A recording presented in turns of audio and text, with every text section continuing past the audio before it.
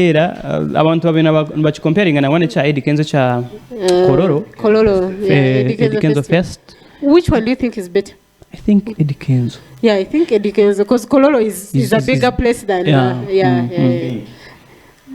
John Kochi Kololo before. Konka okuba mpango ekyo nkibachaza kugira ngo tubanze tubara abantu abagire Kololo abagire cricket.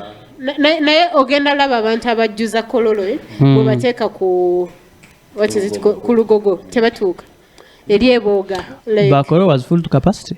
Kololo was full like wasigalayo kachini people were in tents and chairs like Kololo was full, so if you bring those people to Lugogo you can't tell them nothing. So Jose Chameleon aje apologizing abantu bakumukuratira nani hangariona probably bwenshonga zo kissinga brother we burha kumureba ati yamugwaho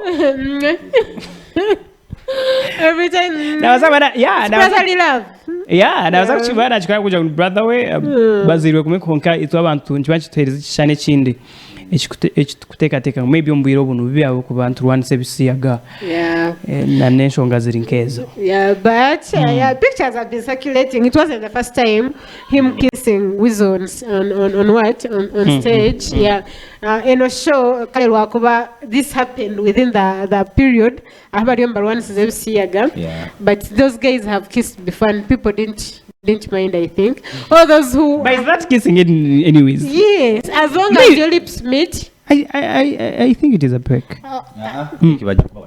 Peck ebera ku cheeks soka. Ne peck eba type ya kissing. Most ebera kissing bana. It is a kiss. Mouth to mouth. Ebera kissing. What other kiss do you... Chaya fake. Otya musajja muno peck. Yeah. Like how? Kina kantu kala.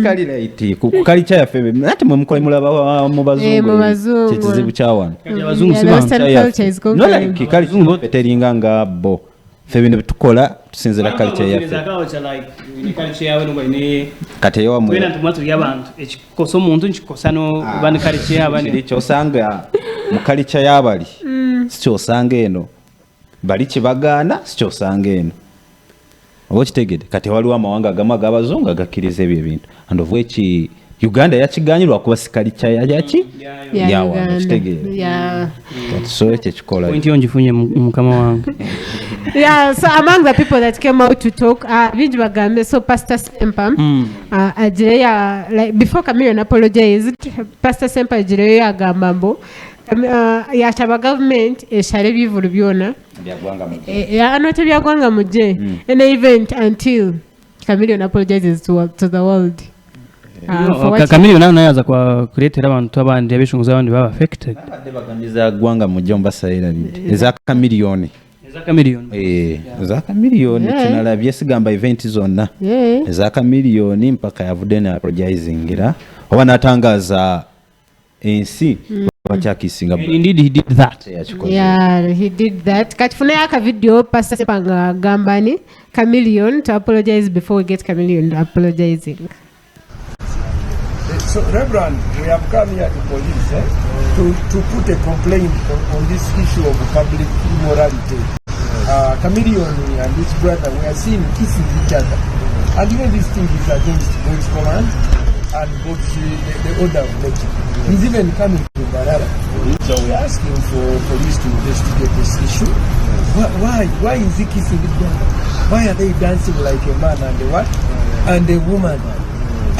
Children are watching this all over the country in social media. And so we are saying, no, we don't want this to happen. Really. Is this what you want in Barara? No, we don't want it. No, we don't want this in Barara. So I'm also going to speak to the mission. This year in Barara.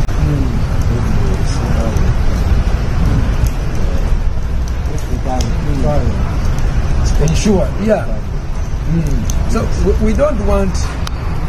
The truth is, I don't mind his music, but I don't want the homosexuality. That is what it should be. No, we don't want what? The siag. How is it in Yakore when you say we don't want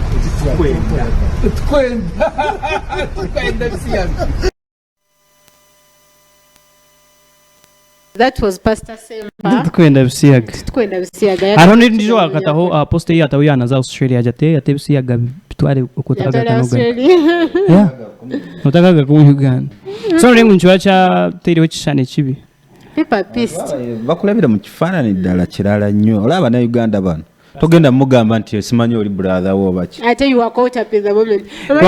Kono jawa kisinga ondijo atar brother. Yeah. Kuno mugamba chat. By the way.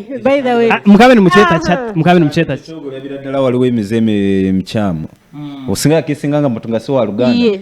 Kati hao omukisinga oti. Kimizo beera ki? Beera musiyazi. Wachogedde. Ali serious. Achogedde. Sijuwagira siwagira. Kambara mbene bingi. Bizuyire. Mwebali. Ozaba kushanga bakomera amashoki. Ahiya mbo. Mbala basinga bawala. Nabwo nchimbara murekera bishya bakaza umunshongezo kandi abozo you boys muru. Basajja tebomuwa. You're not occupying their time.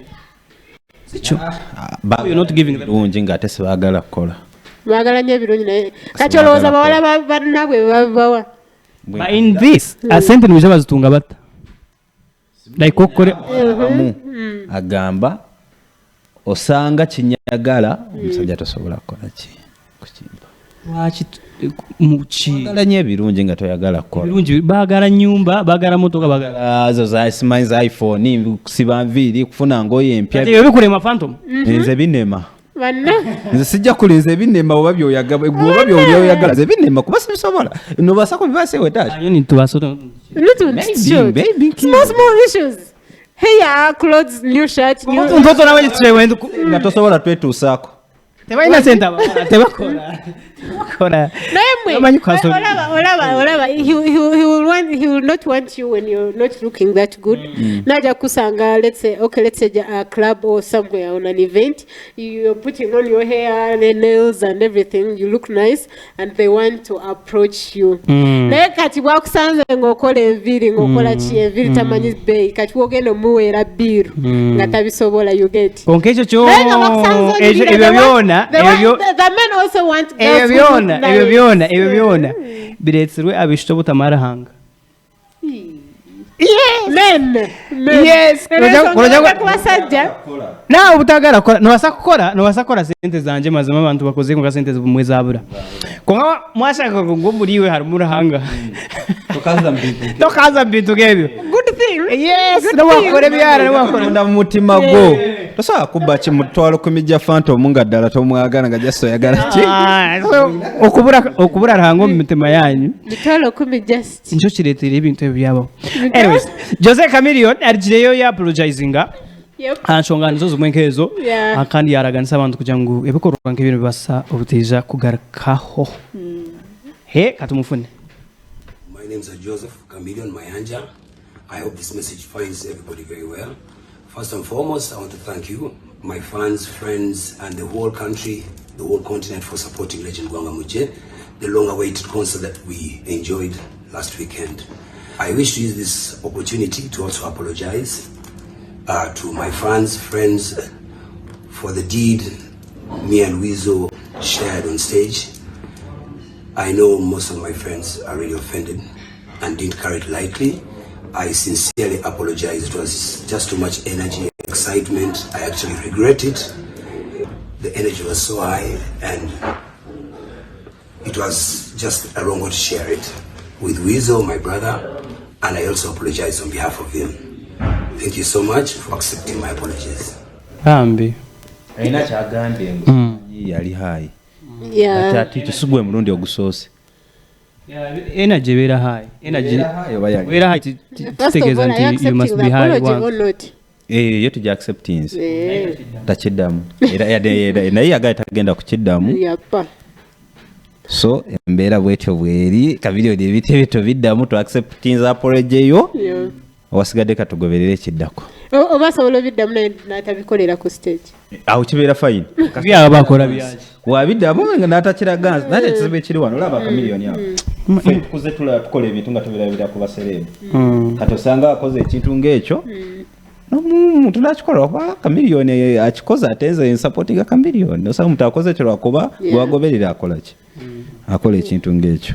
And Dr. Jose Chameleon ndio nazo muhangari ya Australia aina shows eza gwanga muje naeza gwanga muje just aina shows. I think theme zino ziba extra shows simanyi night theme yayo naye just aina shows.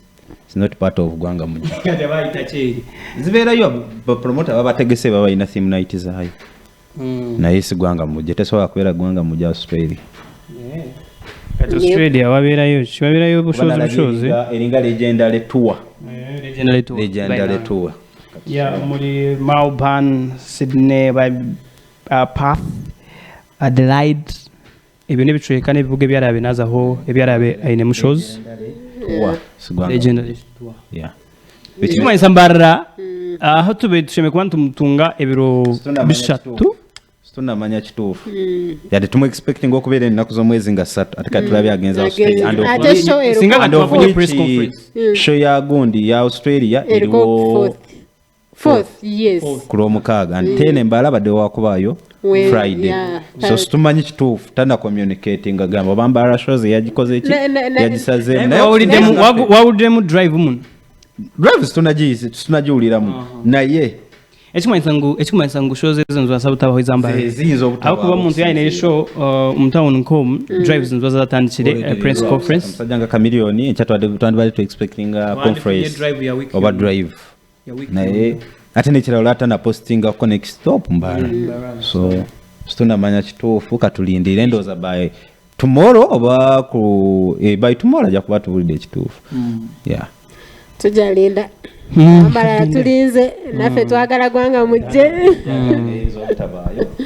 lwaki abwenje itabasa kuba kulwekyo kati kwasali mbara mtanje we don't need to put a lot of science in this sigamba tutanje kuba fane kuba katolaba ali Australia atemba lakati Tash, we don't need to put a lot of sense in this thing.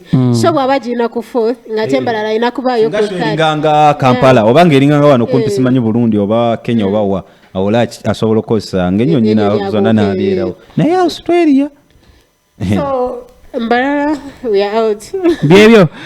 We are powered by Mikasa Hotel. Check in Jomo Rembo Rwambara for your Sky Television now. So, be nebi kunywa nebi kuya birunji mnongo buraro no bwamani mnongo kan wakta musente abashweji na no kunyira kwitu. Twazagarika kache o Phantom DJ twazagarika tuchine binji fresh daddy.